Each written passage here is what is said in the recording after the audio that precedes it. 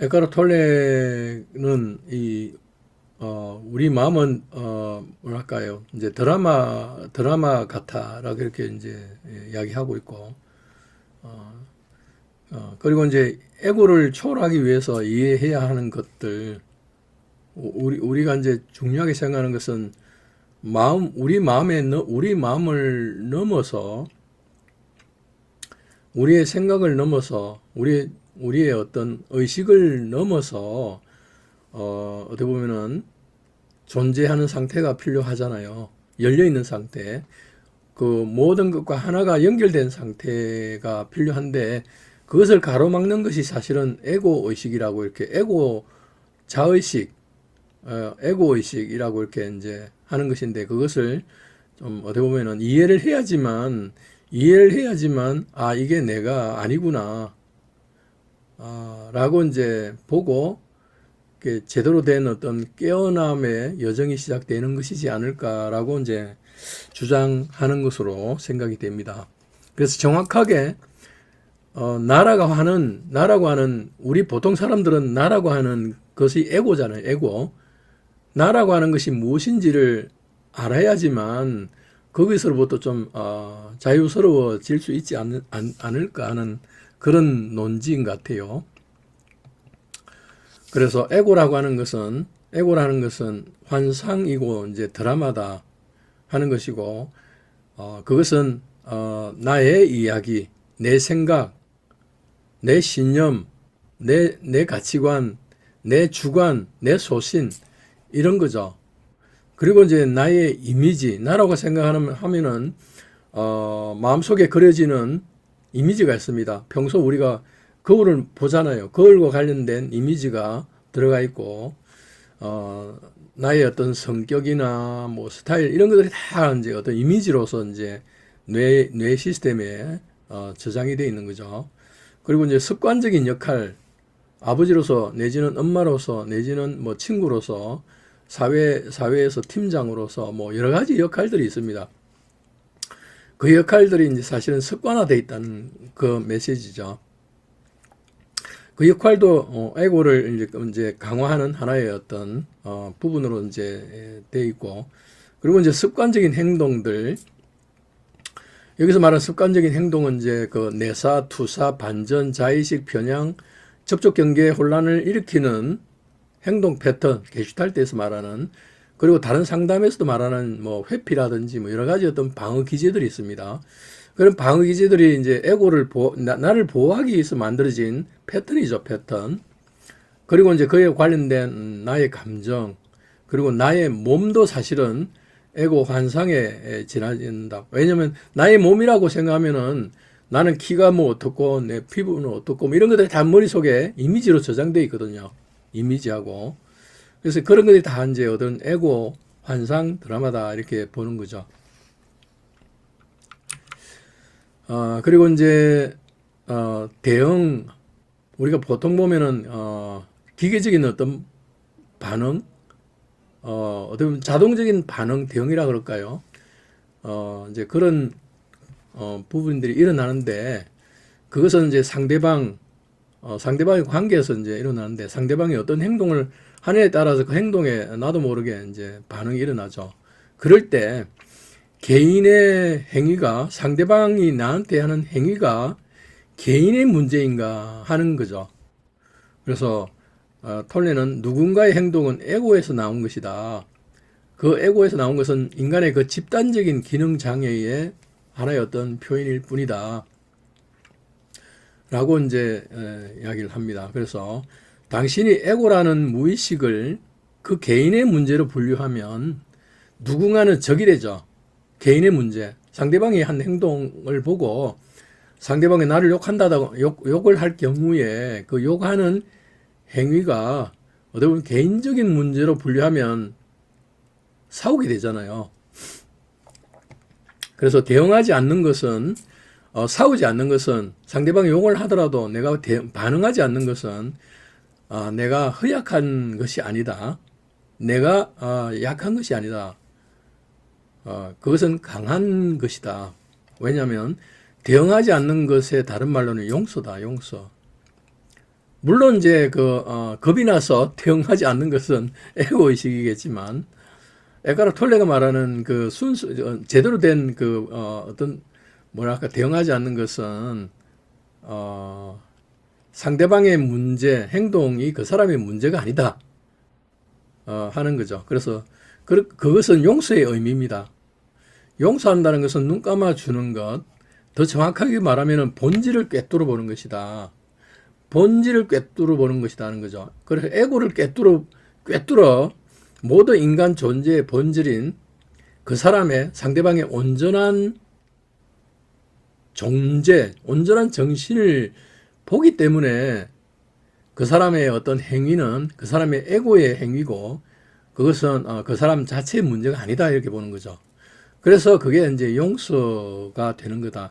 그래서 본질을 꿰뚫어 봐야 된다. 우리 코치는 고객의 이야기에, 고객의 어떤 반응에 휘둘리지 말고 고객의 어떤 이야기 이면에 있는 본질을, 그 사람의 어떤 존재를 꿰뚫어 보는 것이 중요하지 않을까.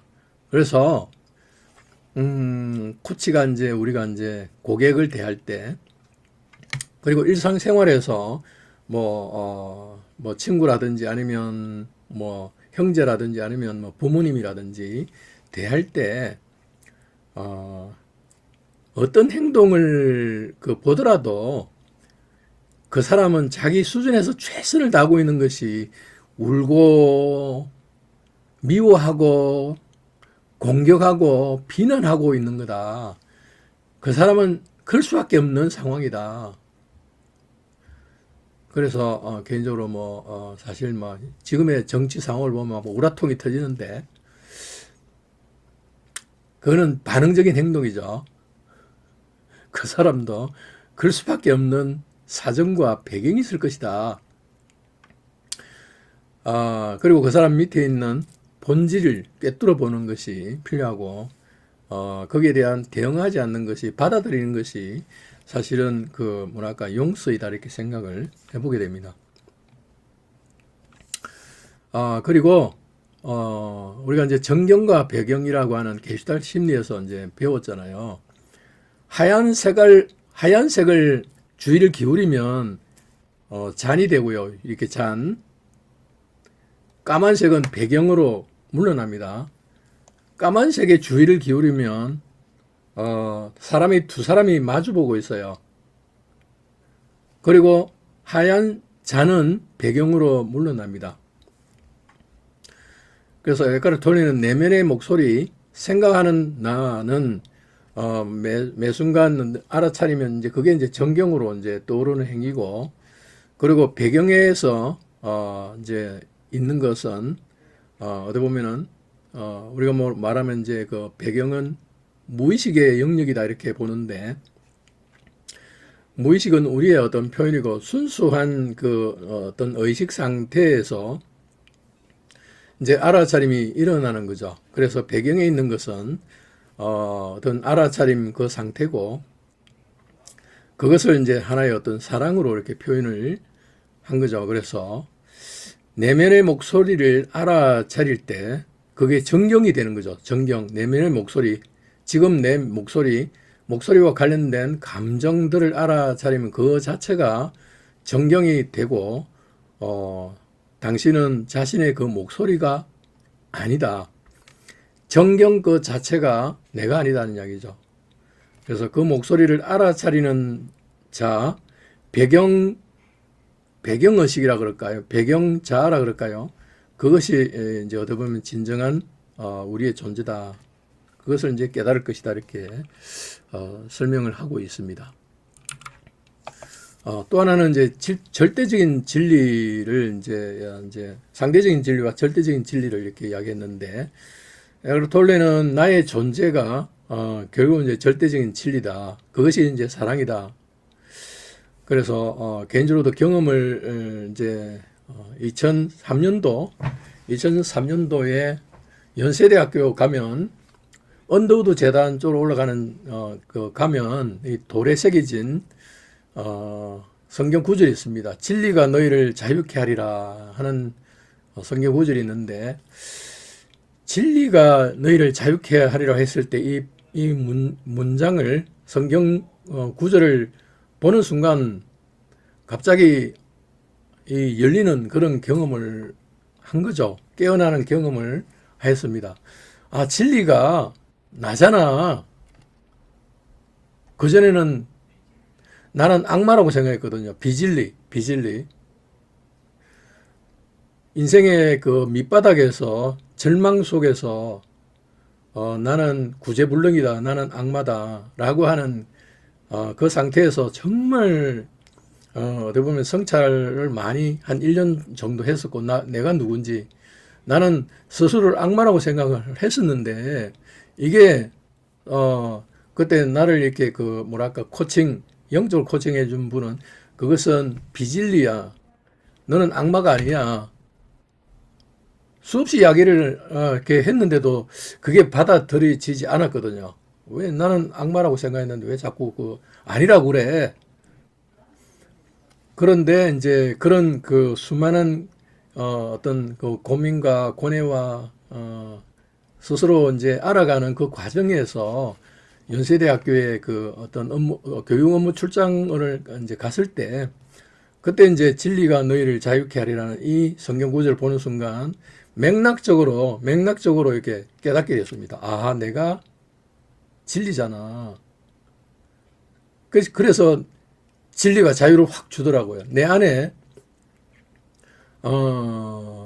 그 악마라고 하는 그 정체성, 에고 의식 너머에 사랑의 영역이 있다는 것을 깨닫게 됐습니다. 내가 하나님의 자녀잖아. 이게 진리잖아. 하나님의 자녀는 결국은 사랑이지 않느냐. 하나님도 사랑이고 내 안에 그 사랑의 그게 있으니까 결국은 이제 악마로부터 완전한 자유함을 얻게 됐죠. 그리고 이제 에카르트 톨레는 우리가 생각하는 규정이나 법이나 그리고 계율, 종교에서 말하는 계율이나 계명이나 십계명, 율법 이런 것들은 에고 의식의 기능 장애를 위한 거다. 그러니까 그 어떤 사람의 의식에서 보면은 아직 의식이 어린아이 같은 청년 같은 사람들에게는 사실은 계명과 율법과 계율과 법과 제도가 필요합니다. 왜냐하면 그 기능에 문제가 있으니까 기능을 자신의 에고를 제대로 발휘를 못하니까 자칫 잘못하면 법을 어길 수 있으니까 살인을 할 수 있으니까 그래서 이제 이들에게는 계명이 필요하지만 의식이 깨어나면 온전한 존재로서 이렇게 깨닫게 되면은 이제 계율과 법이나 이런 것으로 자유로워진다. 왜냐하면 그 사람에게는 더는 죄가 없습니다. 온전한 그 상태, 사랑의 상태에 존재하기 때문에 여러 가지 어떤 사회적인 어떤 그런 부분으로부터 완전한 자유함을 누리고 있는 상태이기 때문에 그렇다는 이야기죠. 그래서 절대적인 진리는 그 상태를 이야기한다는 것을 이제 에카르트 톨레가 이야기를 하고 있습니다. 그리고 불만, 분노, 원한에 대한 부분에서 좀 생각해 볼 포인트입니다. 이것은 투사를 우리가 하고 있다는 것입니다. 내 안에 불만가 있고 원함이 있고 불만이 있고 분노가 있고 이것은 내 문제다. 내 에고의 영역이다 이렇게 보는 거죠. 그래서 상대방 안에 무엇에 대해서 당신은 가장 기분 나빠하고 불쾌하는가? 그들의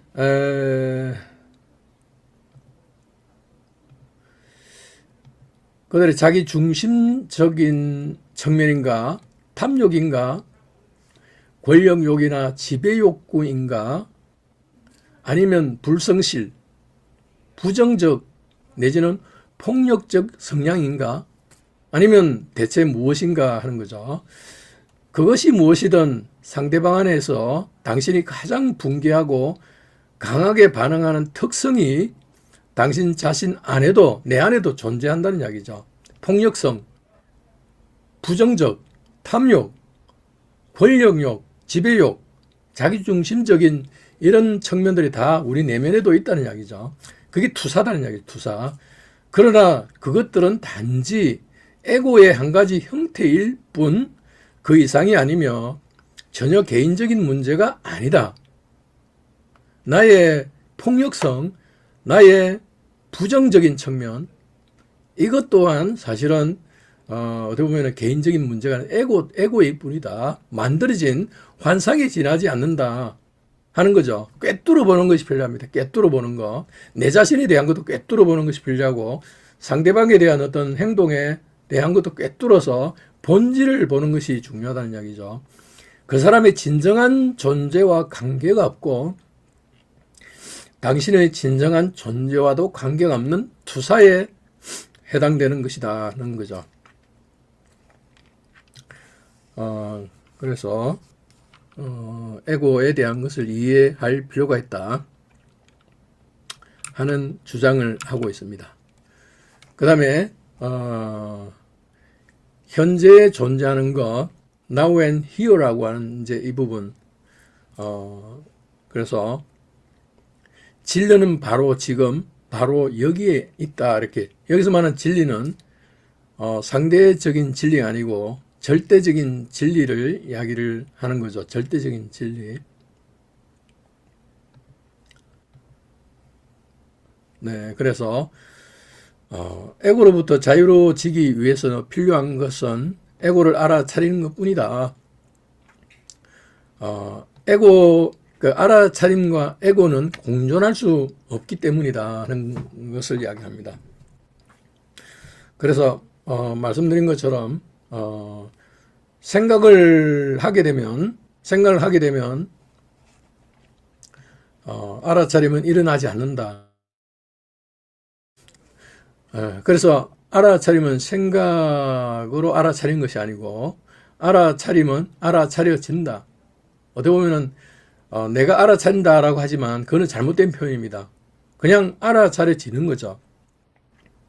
왜냐하면 나라고 하는 주체가 없습니다. 본질은 순수한 내 상태가 모든 것을 알아차리고 있는 상태에 있습니다. 그래서 매 순간 필요한 것을 알아차려지게 만드는 것이 중요한 그런 부분이죠. 어쨌든 생각을 하게 되면 알아차림은 차단된다 이렇게 봅니다. 그 다음에 알아차림은 현재 순간 속에 숨겨져 있는 힘이다. 현재 순간에 있는 힘이다. 우리가 그것을 현존이라고 부르는 이유가 그것이다 이렇게 설명을 하고 있습니다.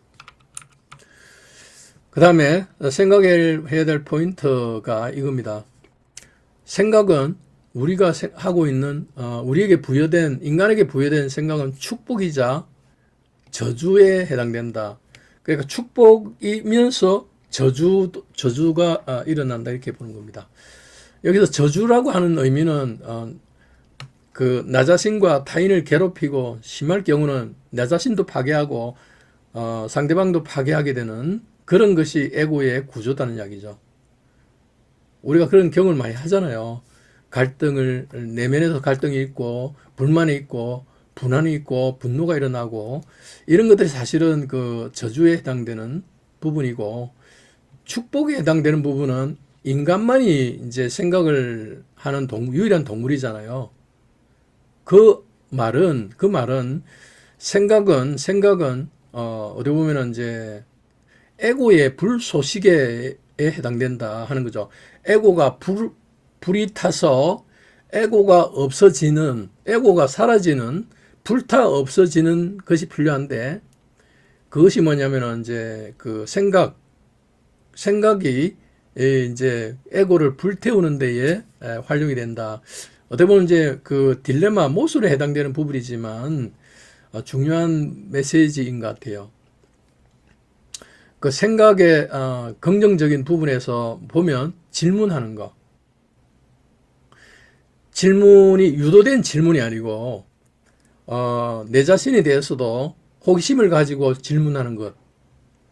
나는 왜 이런 행동을 할까? 나는 왜 이런 생각을 할까? 무엇이 나를 이렇게 그 생각을 하게 만드는 것인가? 나는 어디에서 왔는가? 나는 누구인가? 이런 질문을 하는 것은 어떻게 보면은 축복이라는 이야기죠. 축복. 성찰을 하는 것, 그것이 이제 사실은 어떻게 보면 불쏘시개가 된다는 거죠. 나의 에고 의식으로부터 이렇게 벗어날 수 있는 에고 의식이 더 이상 나를 움직이지 않고 나를 괴롭히지 않도록 하는 데에 하는데 중요한 역할을 한다. 그래서 그것이 어떻게 보면 축복에 해당된다 하는 거죠.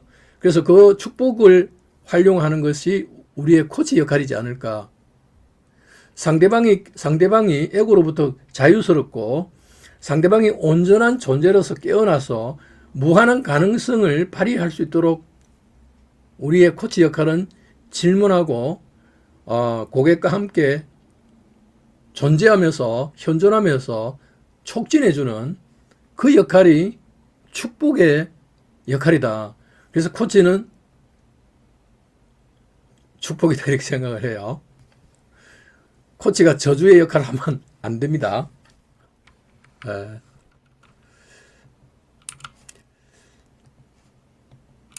그 다음에 이제 상자 밖으로 나오기가 필요하다 하는 건데요. 아무것도 아닌 존재가 되는 것에 대한 두려움을 우리가 가지고 있다. 존재하지 않게 될 것 같은 두려움, 죽음의 두려움입니다. 결국은 죽음에 대한 부분인데 죽음은 에고의 죽음에 해당되지 영원한 생명, 죽음은 없다는 거죠. 그래서 에고의 밑바탕에서 있는 가장 이제 극복하기 어려운 부분이 사실은 두려움입니다. 두려움. 에고 자체가 죽는 것에 대한 두려움을 밑바탕에 가지고 있다는 이야기죠.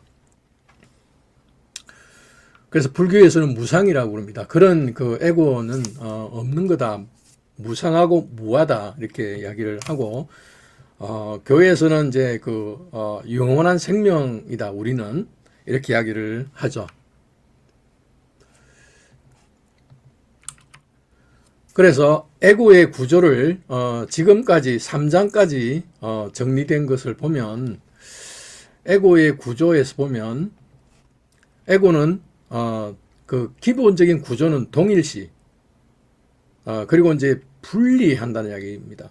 나와 상대방을 이렇게 분리한다는 거 그리고 비교한다는 거 나와 상대방을 계속 비교하면서 이렇게 이제 에고가 작동이 되는 시스템입니다.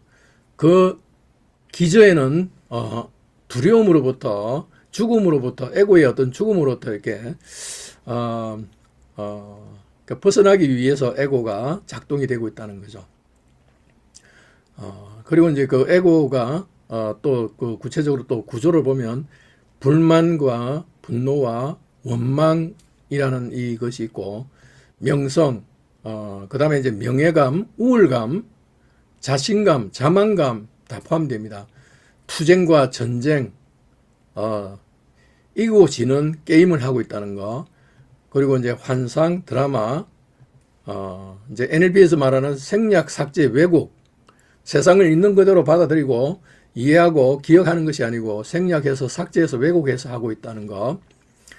그리고 이제 게슈탈트 심리에서 말하는 투사, 내사, 편향, 합리화, 회피 이런 것들이 다 사실은 에고의 구조에 해당된다는 거죠. 그리고 이제 욕망, 충동, 그리고 무관심, 우울감 이런 것들이 다 에고의 구조에 해당된다.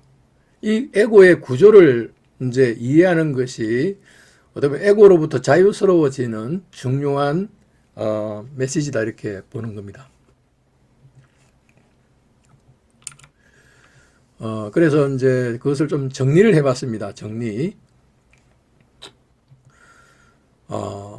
의식의 상태가 있는데 두 가지 의식 상태, 에고 의식 상태와 순수 의식 상태를 이렇게 비교를 해봤습니다. 에고 의식 상태는 세 가지 의식 상태가 있다고 톨레가 말합니다. 불교에서도 이 세 가지 의식 상태를 이야기를 해요. 철학적인 맥락에서도 이렇게 이야기를 합니다. 첫 번째가 원하는 것이 이루어진 상태가 있습니다. 우울감, 자신감, 자만심, 그 다음에 원함이 결핍된 상태, 부족한 상태, 충족이 되지 않는 상태는 좌절감, 그리고 분노감, 원망과 절망들이 사실은 이제 결핍이 되어 온 상태에서 일어나는 거죠. 그리고 이것도 저것도 아닌 멍한 상태, 내가 원하는 것이 무엇인지가 이렇게 좀 분명하지 않은 상태입니다. 그래서 무관심과 단절감, 상대방과도 연결이 안 되고 세상과도 연결이 안 된 완전한 고독된 상태, 고립된 상태가 있다는 거죠. 반면에 이제 순수의식 상태에서 보면은 원함이 없는 상태입니다. 순수한 상태는 원하는 상태가 원하는 것이 없는 상태입니다. 그 원함이 없는 상태는 평온한 상태와 척은지심이라 그럴까요? 척은함과 고요함이 있는 상태가 있고요. 그 다음에 그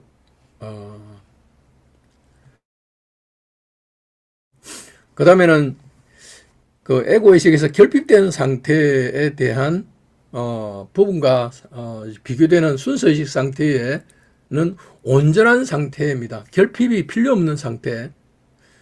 그 상태 자체가 온전한 상태죠. 그래서 충만하고 행복하고 풍요로운 상태입니다. 우리의 그 현존 상태는. 그리고 이제 멍한 상태, 에고의식에서 멍한 상태는 순수의식의 상태는 깨어있는 상태입니다. 모든 것을 이렇게 느끼고 촉이 좋은 상태, 알아차림 극대화된 상태입니다. 그 상태는 생생하다. 내 자신과 세상을 온전히 경험하는 그런 생생하게 경험하는 상태고 모든 것하고 하나가 된 연결된 상태입니다.